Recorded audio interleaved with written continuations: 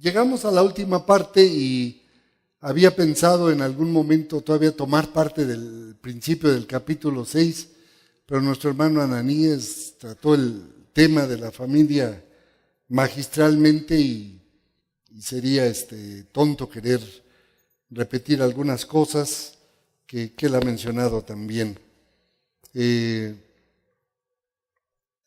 Por eso vamos a empezar con el tema de la armadura de Dios, que empieza en 6:10 y que está pues acá en el texto, nuestro conflicto con los poderes de maldad. Ya no me dio tiempo de poner aquí la imagen que les mostré cuando estudiamos el capítulo 2, en esos 3 círculos concéntricos de lo que Pablo considera las grandes poderes que controlan la existencia humana.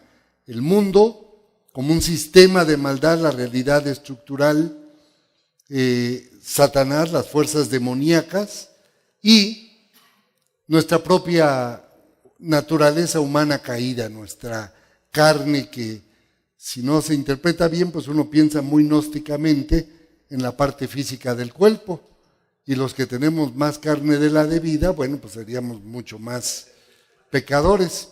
Pero mi cuerpo tiene muy poco que ver con mi pecaminosidad. El pecado es una realidad moral, interna, espiritual, y no tiene que ver con la carne. Eso es parte de esa teología católico-romana que hizo esa distinción entre el pecado y lo que afectó al ser humano en su caída. Pero bueno, siempre es la tentación de meterse en esos temas, que tiene mucho que aprender uno. Pero bueno, la armadura de Dios. Hay una palabrita con la que empieza el texto, versículo 10. Creo que aquí creo que es la Reina Valera. Es la Reina Valera.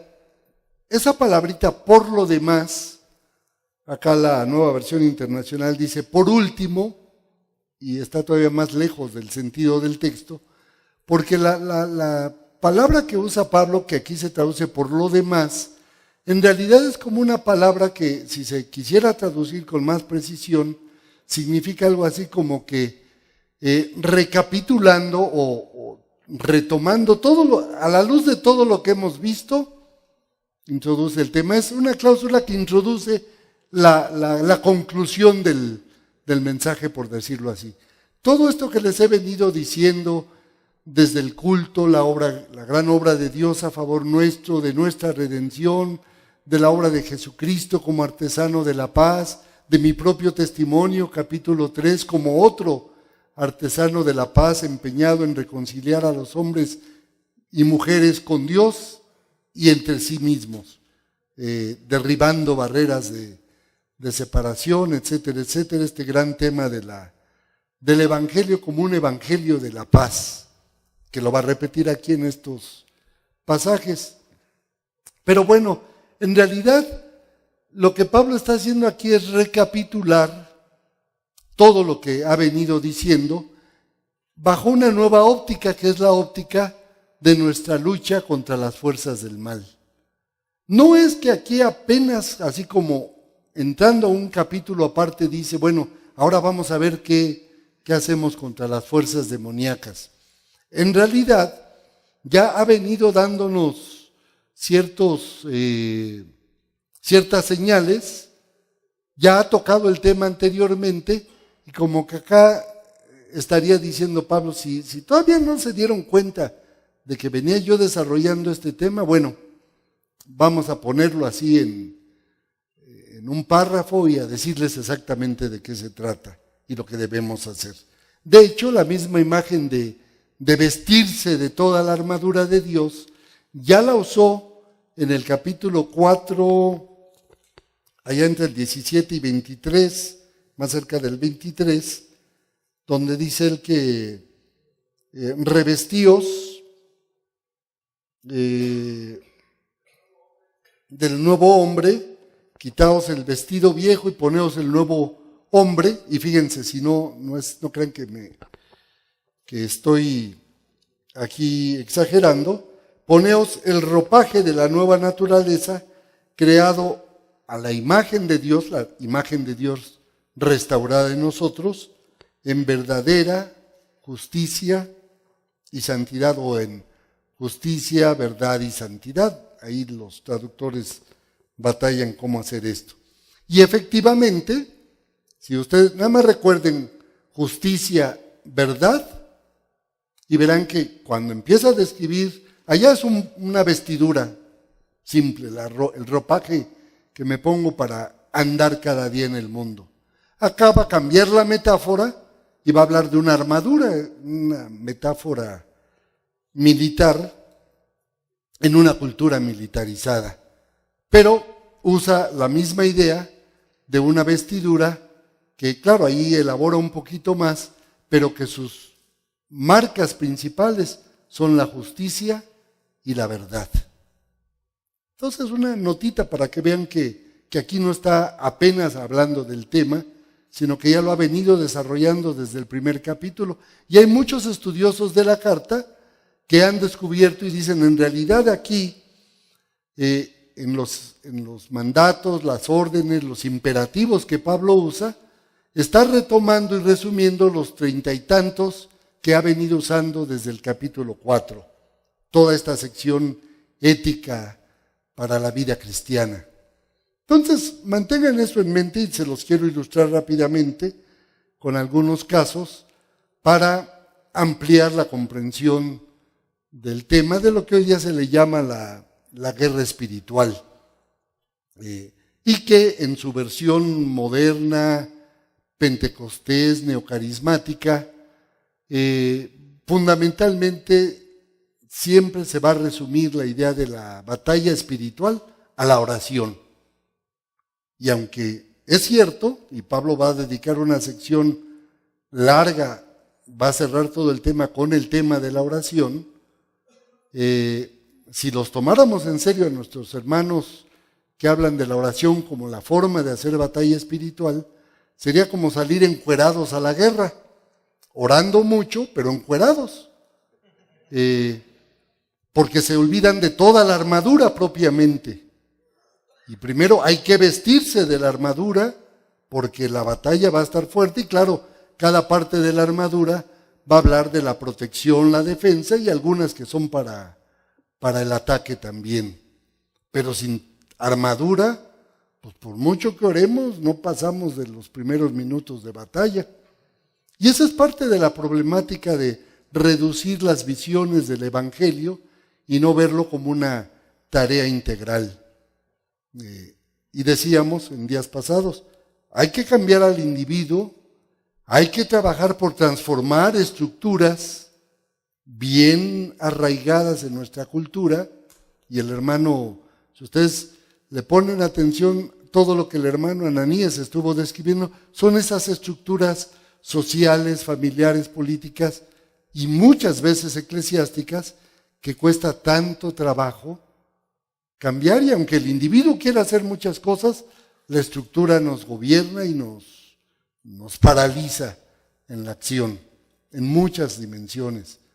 Por eso, como bien lo decía el hermano, sí hay que hacer los cambios individuales, personales, pero hay que trabajar por desmantelar esas estructuras demoníacas, muchas veces en nuestras propias iglesias. Nuestras iglesias tienen sus propios demonios, y hay que buscar las maneras en el poder del Señor de transformarlas para que se conviertan en instrumentos del reino.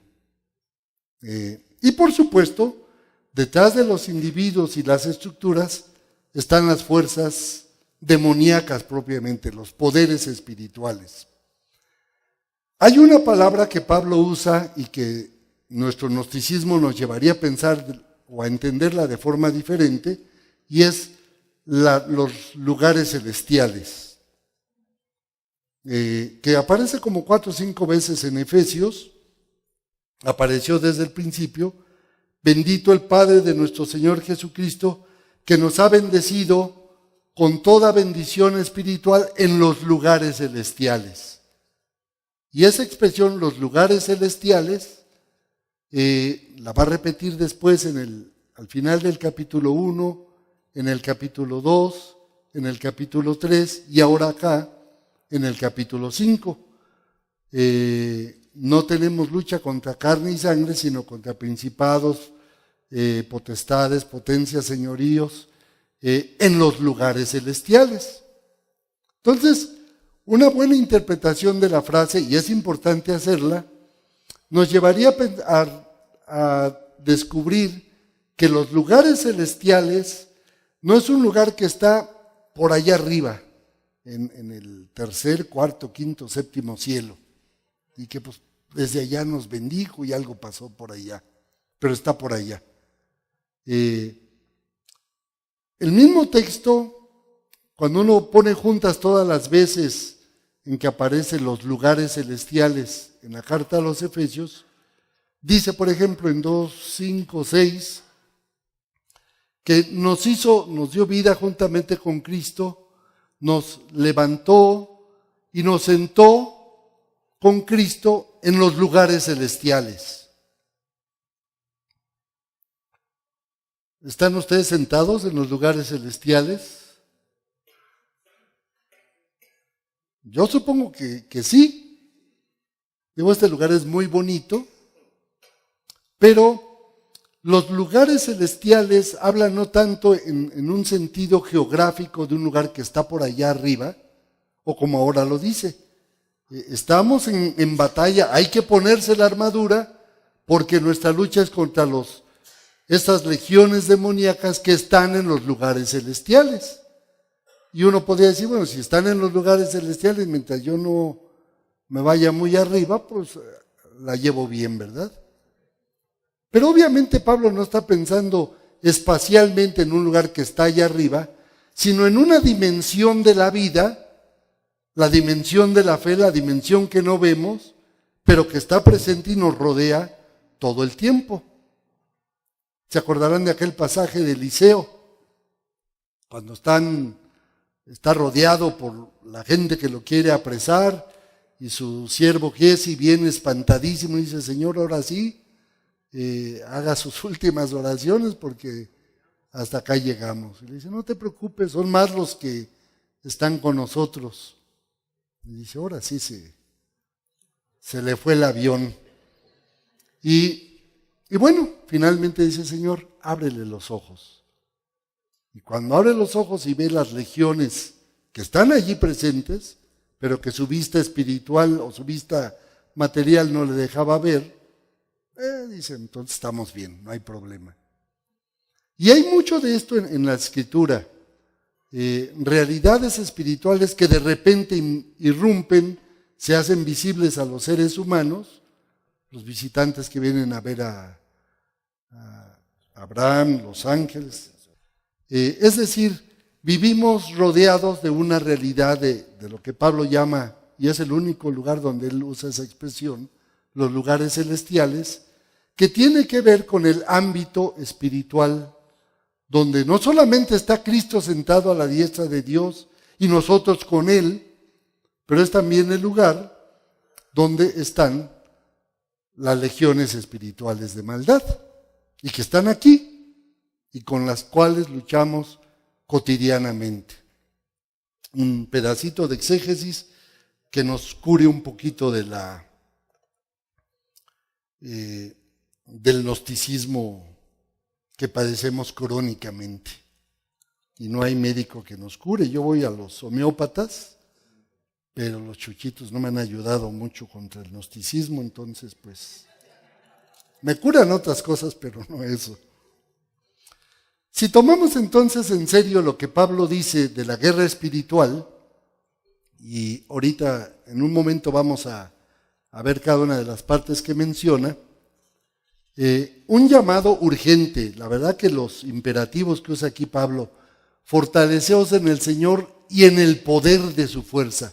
Recuerden que en el lenguaje de Efesios, todo el lenguaje de poder, obviamente divino, se refiere al Espíritu Santo. Gordon Fee, un gran exégeta de la Biblia, que no sé si recordarán su comentario a 1 Corintios, un librón así, hace una exégesis maravillosa y dice, bueno, cuando Pablo habla del poder no habla de una fuerza impersonal, tipo testigos de Jehová, la energía activa de Dios, cosas de ese tipo. El poder de Dios tiene una presencia real en la presencia del Espíritu Santo. Y teológicamente siempre uno ve esa nota que cuando se refiere al poder de Dios es la presencia del Espíritu Santo como una realidad personal, al menos así lo creemos en nuestra teología. Entonces es un llamado, como lo ha venido haciendo en la carta a los Efesios en varios lugares Pablo. Les mencionaba yo el capítulo 1, que Cristo es la cabeza de la iglesia, la cual es la plenitud de aquel que todo lo llena en todo. Una expresión muy compleja y que ni leyendo el comentario que les vendieron por ahí les va a sacar de la duda. Ese hermano no le atinó mucho. Pero es que nadie le atina. Pero es que son expresiones así un tanto rimbombantes, o quizá una mejor expresión sería, Pablo tuvo una visión tan excelsa de la gloria de Dios, del poderío del Señor, que el lenguaje humano no le da, y él lo dice a los corintios. Hay cosas que son inefables, que no hay manera que el lenguaje humano pueda usarse para describir la grandeza del poder de Dios. Y por eso es que Pablo agarra cuanta palabra puede y habla de la supereminente grandeza del poder de Dios, y luego de inmediato según el poder de la energía, de su fuerza, y bueno, trata de agotarlos, y aún así, al menos lo que logra es hacernos entender que el poder del Espíritu Santo, por el cual oró, que nuestros ojos sean abiertos, es fundamental para la vida de la iglesia, para ser como Jesús, para ser humildes y servidores, ser la iglesia que es diaconisa del mundo. Pero esta nota de la plenitud del Espíritu se va repitiendo. La oración de intercesión del capítulo 3 que no vimos, concluye, habla de varias cosas importantísimas, ojalá un día lo podamos ver, pero al final dice, y que seáis llenos de toda la plenitud. Fíjense si no es una redundancia, un pleonasmo. Plenitud no admite, la palabra plenitud no admite más que eso, plenitud lo dice todo. Pero para Pablo todos esos son insuficientes, y lo sabía, claro que lo sabía. Dice, para que seáis llenos de toda la plenitud de Dios. Para dejarnos ver que Dios tiene tanto con que llenarnos. Era el ruego de Pablo. Y aquí de nuevo viene, 5:17 lo vimos, sed llenos del Espíritu. Y ahora con otros términos está repitiendo lo mismo. Vestíos de toda la armadura de Dios para que podáis estar firmes contra las acechanzas del diablo. Porque nuestra lucha no es solo contra carne y sangre. Y verán por qué digo, no solo contra carne y sangre, sino contra principados, potestades, gobernadores de las tinieblas de este siglo, contra huestes espirituales de maldad en las regiones celestiales. Otra vez, si vemos el texto con una óptica gnóstica, pensamos en principados, potestades, gobernadores y huestes espirituales o ejércitos, que es otra traducción para huestes, en términos puramente espirituales. La Biblia nunca lo hace así. Las huestes espirituales como tales siempre actúan a través de individuos y de personas. Digo, no es una gran teología en la Biblia, porque empieza ya tardíamente por ahí de los días de Moisés, de Daniel, que se habla del príncipe, por ejemplo, de Persia y de demonios que le impidieron llegar al ángel porque tuvo que batallar con el príncipe de Caide por allá. Y hay mucho de eso en los pasajes clásicos que usamos para describir la caída de Satanás, cuando habla, por ejemplo, del rey de Egipto o del rey de Asiria en Ezequiel.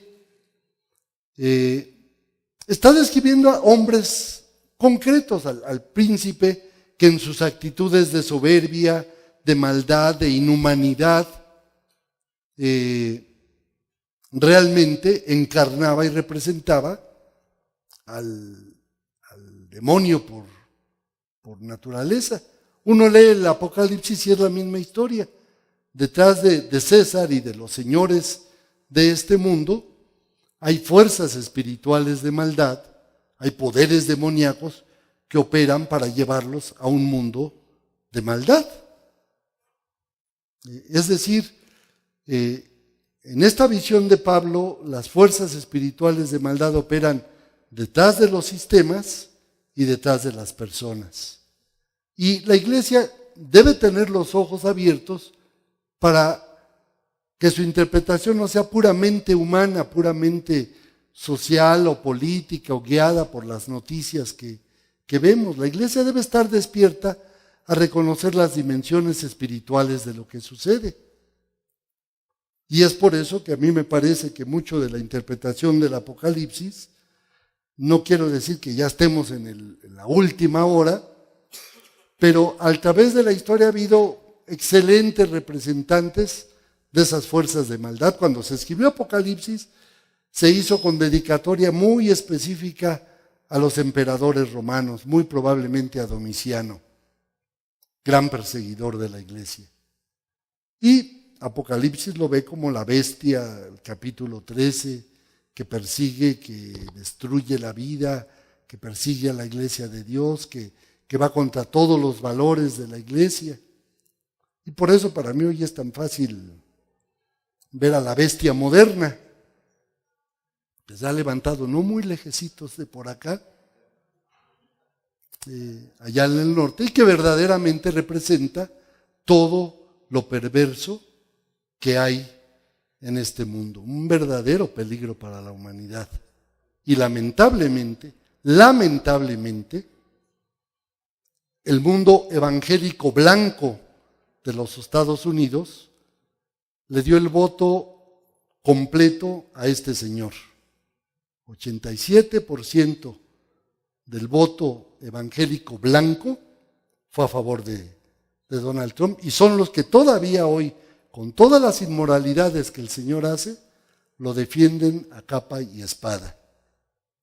Son cosas horrendas literalmente, que uno a veces no puede entender por qué la iglesia puede llegar a ser cautiva de las fuerzas de maldad y no descubrir las realidades que ahí suceden. Bueno, si uno entiende entonces este llamado a enfrentar esas fuerzas de maldad, y vean la insistencia, tomad toda la armadura de Dios para que podáis resistir en el día malo, y habiendo acabado todo, estar de pie, estar firmes. Es decir, es una batalla tremenda con muchos flancos, y ustedes deben ser capaces de enfrentarla y tomar toda la armadura que Dios ha provisto para hacerle frente al mal. Y va de nuevo, estad pues firmes. Empezó con que estamos sentados en los lugares celestiales, andamos la vida cristiana, y ahora es un llamado a estar firmes en la batalla, a no ceder ni un paso atrás del terreno. Y de inmediato, como ustedes pueden ver, empieza a describir la armadura. Les muestro unas fotos de la armadura después. Pero vean por lo menos, todas ellas metáforas obviamente, de aquello que va a ser un poder enorme contra la maldad. Y les hago otra aclaración muy importante.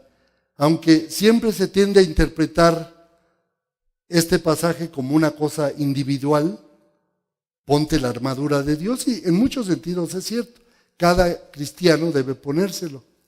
Pero el énfasis de la carta no dice ponte la armadura de Dios, poneos la armadura de Dios. Habla de toda la iglesia como un ejército que tiene que aprender en la unidad de ese ejército, que Pablo ha enfatizado tanto en el capítulo 4, hacerle frente a las fuerzas del mal. Nos necesitamos todos, porque las fuerzas del mal son multifacéticas y una sola persona no puede hacerlo. De hecho, al final de este pasaje, Pablo, si ustedes quieren el super Pablo, con tantísimos dones del Espíritu en algún lado, él dice, yo tengo todos los dones. Y sin embargo, Pablo, en esa batalla en la que previene a la iglesia, les dice, orad por mí. Yo necesito sus oraciones para que pueda abrir con valentía, con denuedo, mi boca y pueda comunicar el mensaje. Necesito sus oraciones. No era el Superman que yo me las doy solo. Necesito de ustedes. Bueno, verdad, justicia, y se los mencioné en 4:23. Revestíos de toda justicia, santidad y verdad. Verdad, justicia, la acción, los pies, el caminar, el ser artesanos de la paz, llevar el evangelio de la paz, caminar por la causa de la paz. Sobre todo, ya con eso, con la coraza, con lo que cubre los lomos, y el calzado, pues tenemos la parte protectora más importante. Tomad el escudo de la fe, fundamental, para que podáis apagar los dardos de fuego del maligno, y el yelmo de la salvación, y la espada del Espíritu, que es la palabra de Dios.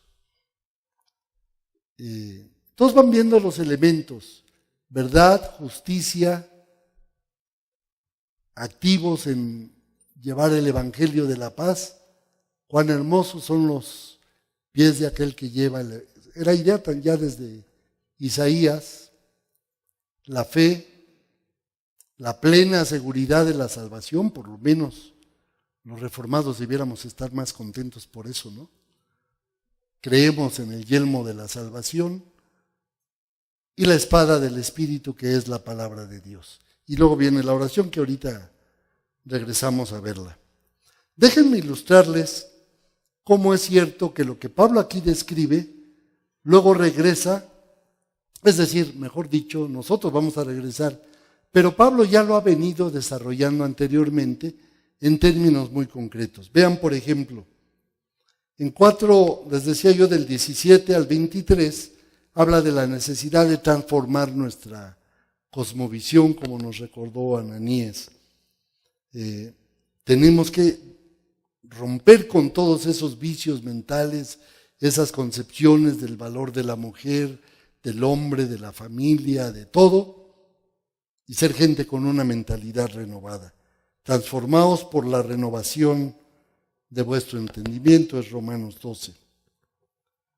Pero después de que habla de revestirnos del vestido, desechar el viejo vestido y ponernos el vestido nuevo, versículo 23, vean cómo de inmediato, versículo 25 del capítulo 4, Pablo va a aterrizar toda esta idea de la nueva humanidad, de que somos el poema de Dios en este mundo, en 3 o 4 diferentes cuestiones comunes en la vida, comunes en nuestra pecaminosidad, pero donde Pablo descubre que allí hacemos lo que muchos llaman hoy día la guerra espiritual. Ceñidos vuestros lomos con la verdad. Fíjense. Pero este era el ceñidor, por decirlo así, lo que amarraba realmente la vestidura y facilitaba a la persona moverse con agilidad en la batalla. Fundamental. Encima de eso iba la vestidura. Cuán importante es la verdad en la vida de la iglesia. Nos mueve al terreno ético. Qué bueno que oremos y vamos a orar, y Pablo le dedica mucho tiempo a eso.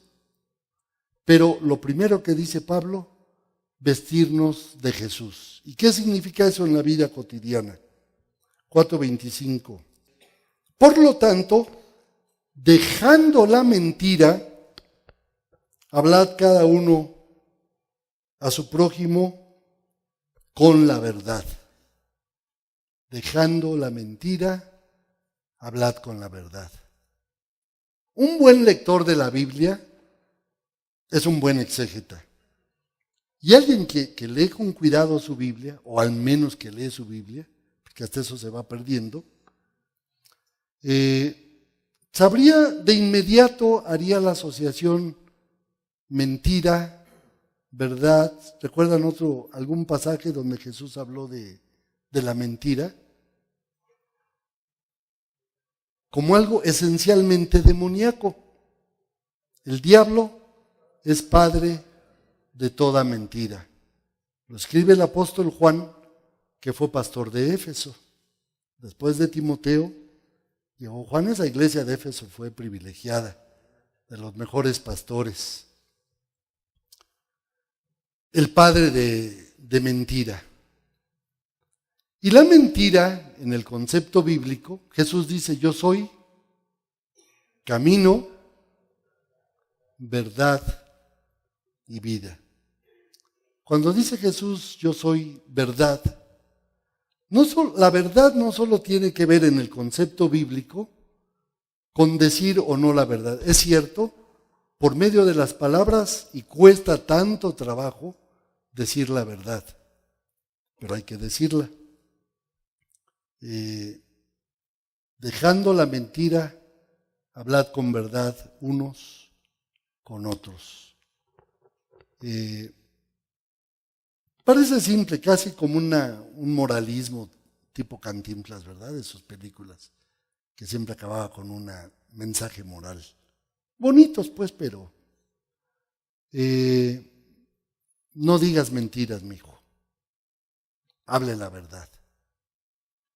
Pero obviamente en su dimensión teológica, espiritual más profunda, el que se mete en el terreno de la mentira está en el terreno de Satanás. Está prestándose a las fuerzas de maldad que operan en este mundo, que están en las regiones espirituales, que están aquí rodeándonos. Ojalá se quedaran allá afuera en nuestros templos o de nuestros hogares. Hablad con verdad. Y fíjense cómo Pablo identifica allí la dimensión comunitaria. Dejando la mentira, hable cada uno a su prójimo con la verdad. ¿Por qué? Porque somos miembros del mismo cuerpo. Lo que mantiene a un cuerpo unido es la verdad. Es un cemento poderoso. Piénsenlo en el contexto de la familia, de las relaciones de pareja. Cuando hay mentira, matrimonio sufre. Cuando descubrimos mentiras en los hermanos, en nuestros líderes, se pierde la confianza y se pierde muchísimo en la vida de una comunidad. Es hablar la verdad, pero ser gente de verdad, que vive la verdad en su vida, que es en ese sentido, y el mundo semántico de este texto va en el contexto incluso de la sinceridad, de la transparencia, de la integridad, de ser lo que digo ser. Que tú sí sea sí y tú no sea no. Es más que palabras. Es decir, cuando yo digo esto, mi vida lo respalda. Y eso era una fuerza poderosa de Jesús. Cuando vivió sus luchas en los evangelios, Jesús podía callarle la boca a la gente diciéndoles: si hice maldad, da testimonio de la maldad, y si no, porque me golpeas. Es decir, la vida de Jesús, la verdad encarnada en Jesús, era un arma poderosísima contra las fuerzas de maldad. No podía nada contra la verdad. Si mentimos, si engañamos, bueno, nos tiene pescados el maligno.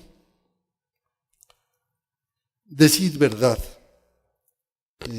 Antes ya lo había dicho, hablando la verdad en amor, ¿recuerdan? En los primeros 16 versículos. Si se enojan, no pequen. Segunda realidad, la ira humana, que Pablo reconoce como una realidad humana, a todos nos pasa, pero dice, si se enojan, no pequen. Y la medida es, ya la saben ustedes, que no se ponga el sol sobre nuestro enojo, o como dice aquí la Nueva Versión Internacional, que el sol no se ponga cuando están aún enojados. Y miren cómo de inmediato lo dice, ni deis lugar al diablo. Es decir, los rencores, que pueden parecer cosa simple y no lo son. ¿Y cuántas noches hemos pasado con los rencores? Algunos ya son rencores añejos. Pero dice Pablo, cuando albergamos el rencor, damos lugar al diablo. Ven de nuevo ahí, si es en la mentira, estamos en brazos del diablo.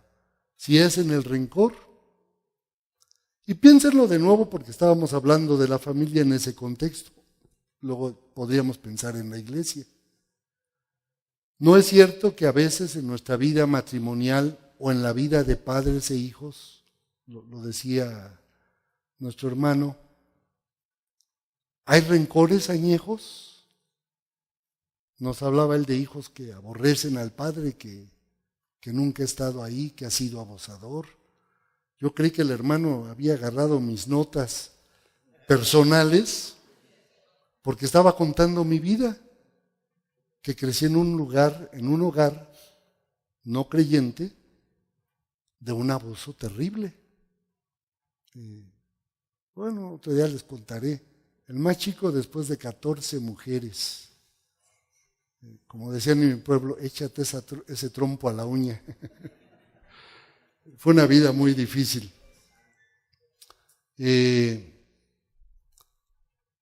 Pero crece uno con muchos rencores. Hay parejas, y a veces como pastores, con muchos colegas, a veces lo he vivido, he escuchado, con rencores hacia su pareja, o de la esposa hacia ellos, de padres a hijos, hijos a padres.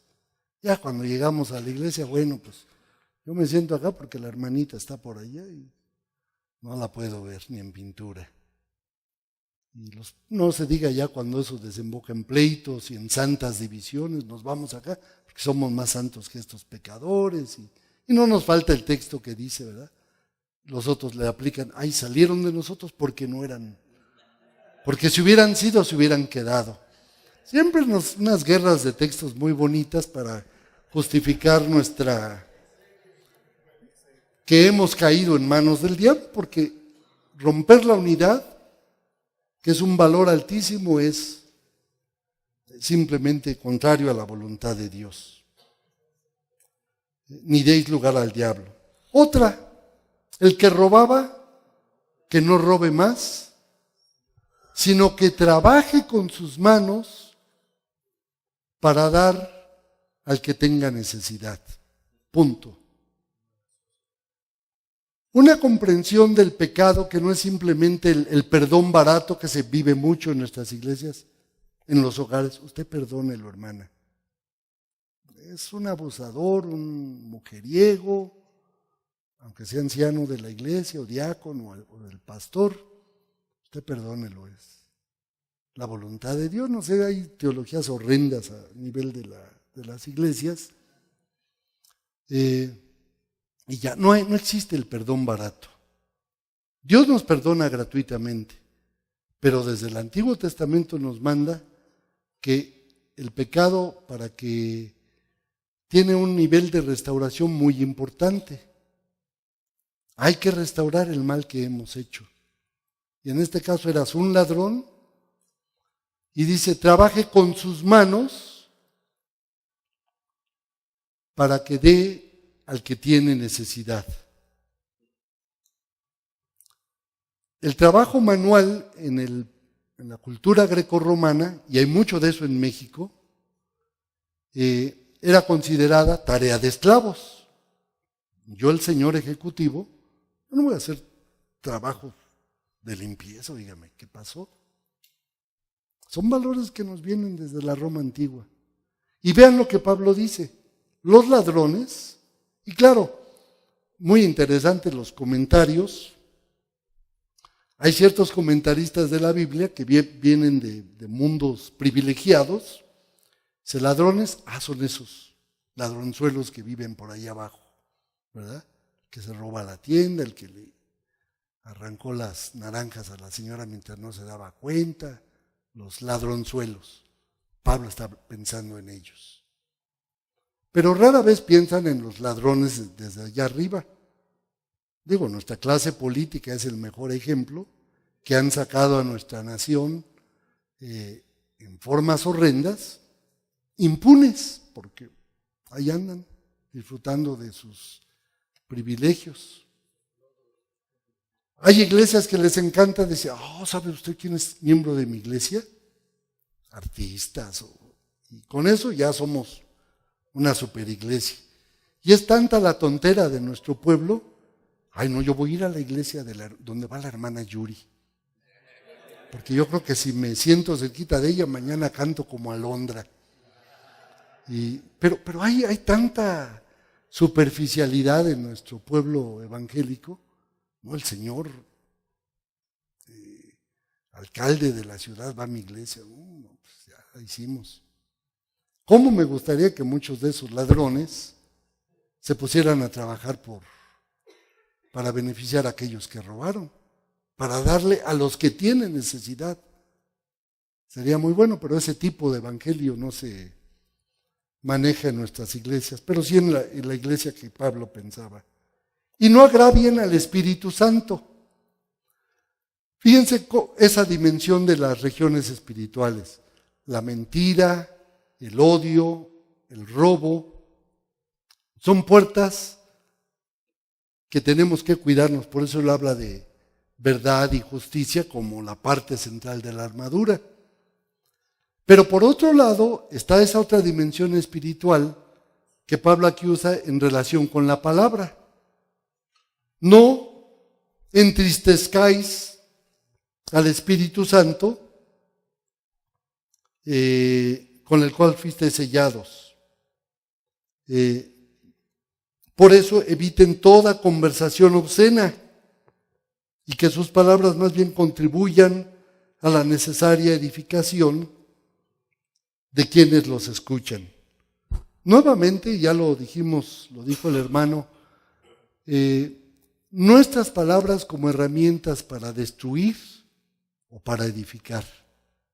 La conversación cotidiana no está hablando de hablar la palabra, que hay que hacerlo, pero de la palabra en el trato diario, de cómo, como lo han dicho muy bien, Jesús lo dijo primero, pero muchos psicólogos han dicho que los padres les escribimos a los hijos como el script para que actúen así en la vida.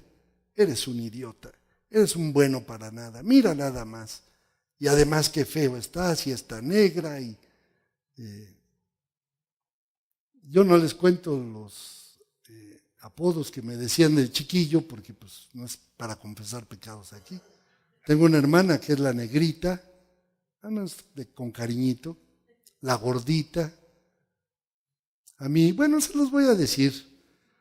De chiquillo me decían Agustín porque era un palito así delgado. Y era Agustín por Agustín Lara. Y era un traumón. Yo crecí traumado por ser flaquito y no importaba cuánto comía, yo creo que de ahí se me quedó. Pero les puedo decir que he superado ese trauma por la buena cocina de mi morenita linda. Hombre, y yo creo que hablando de comida, pero sigan leyendo los textos, sigan leyendo el capítulo 5. Pero si ven la última parte del capítulo 4, Pablo habla mucho de palabras y nos da una serie de categorías que, si leen el comentario de aquel hermano, verán que cada palabra dice cosas muy interesantes que usamos mucho en la conversación cotidiana. Amargura, ira, enojo, gritos, calumnias, toda forma de maledicencia, sino por el contrario sean bondadosos, compasivos y perdónense unos a otros como Dios los perdonó en Cristo. Eso es hacer la guerra espiritual. Eso es vestirse de Cristo, y una vida de integridad es la mejor armadura contra las fuerzas del mal.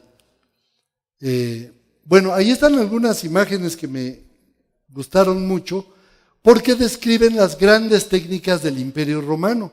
Roma fue un imperio que duró casi 7 siglos. Ni Egipto, ni Babilonia, ni Persia, ni los medos, ni los griegos fueron de tanta duración como Roma.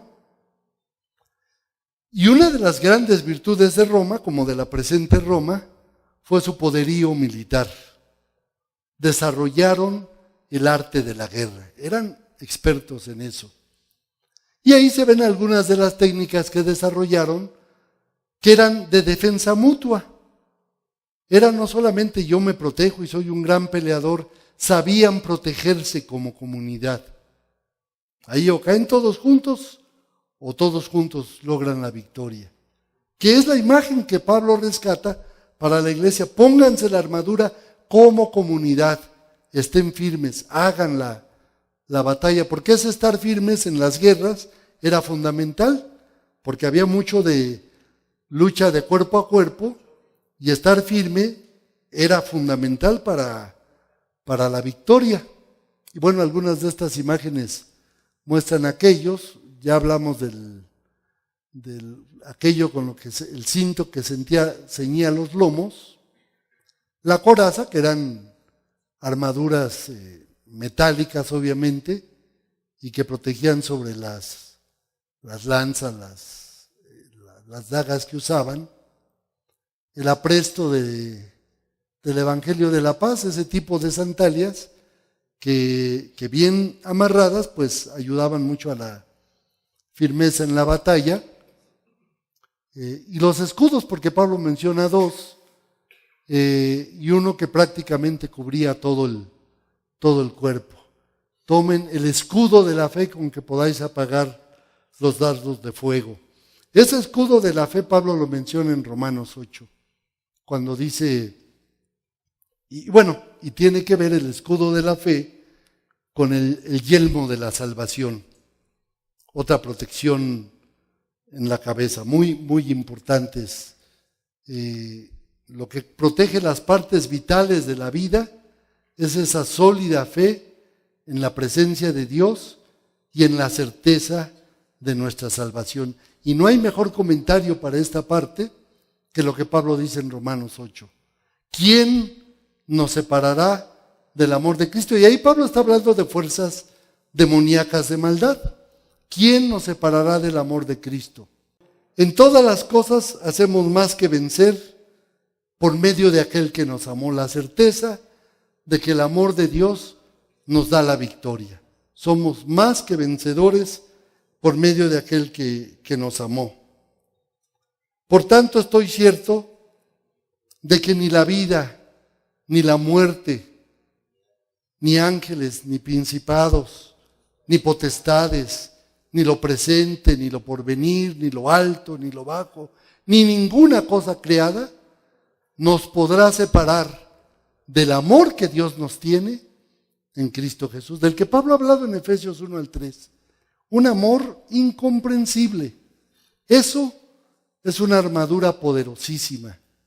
Por eso a veces digo, mis hermanos arminianos que creen que su seguridad depende de ellos, pobrecitos, por eso viven con tantas angustias, como si no tuviera uno ya con Trump y con los gobiernos que nos han tocado, todavía viven temerosos de su salvación. Si hay algo que nos va a dar victoria siempre, es la seguridad que Dios nos da en su amor. Él nos dice, yo te amo a pesar de lo que tú eres. Pedro, yo te amo, aunque me hayas negado 3 veces. Y habemos muchos pastores que le hemos fallado al Señor. Pedro es un buenazo. Le hemos faltado muchas veces y Él nos sigue diciendo, Mariano, ve por mis ovejas. No comprendemos ese amor. Pero somos más que vencedores por medio de aquel que nos amó. La última parte, Pablo va a decir, oren. Y es poderoso lo que nos dice aquí sobre la oración. Orando, y miren lo amplio que es la instrucción, en todo tiempo, con toda oración y súplica, en el Espíritu nos ayuda a orar a Dios con gemidos indecibles, velando, orad y velad, ¿se acuerdan de ese par en Jesús? Orad y velad para que no caigas en la tentación. Aquí está, orando y velando en ello con toda perseverancia y súplica. En otro lugar dice, orad sin cesar. Por todos los santos, otra vez somos un equipo, una comunidad, un pueblo, una familia. Orad por todos los santos, y Pablo dice, y por mí, para que pueda abrir mi boca y me sea dada palabra, para dar a conocer con denuedo. La palabra que usa aquí, con denuedo, es una palabra que literalmente significa hablar como hombre libre. No tenemos por qué avergonzarnos del Evangelio. Y él, que hablaba con los grandes magistrados, dice que yo hable con la dignidad que tiene el Evangelio, como aquel que vive como embajador, aunque él dice, soy embajador en cadenas, pero soy embajador y representante del Señor de señores. Que hable con denuedo el misterio del Evangelio, como embajador en cadenas, que con denuedo hable de él como debo hablar.